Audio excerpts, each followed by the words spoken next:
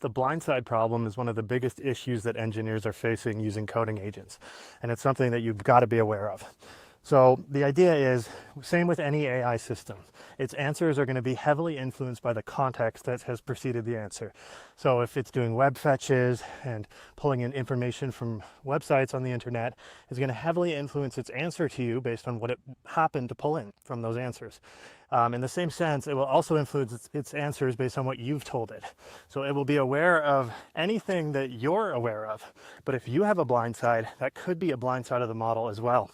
But you also have to be careful that this context is pulled in, because it obviously hasn't pulled in context from every opinion, from every angle.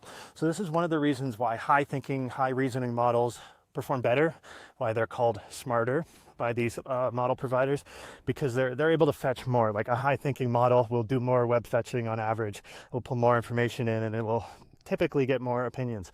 But high thinking models can also go down rabbit holes, so they don't necessarily prevent this problem. And what it is it's a reminder for you that when the coding agent gives you a recommendation and it says, here's 3 options like A, B, C, pick your favorite, and maybe option A is recommended, do some more research on that if it's a big decision, especially if it's a big architectural decision in your project. I would stop and think about that unless you're already an expert, or at least you have like a very strong foundational knowledge in system design. So when I see certain decisions that a coding agent makes, if I'm familiar already with that aspect of system design, I can immediately tell if these are good decisions or not. And I've seen times when the agent has presented me with like an ABC where they were all the wrong choice. And this is like a smart agent, like Opus level agent.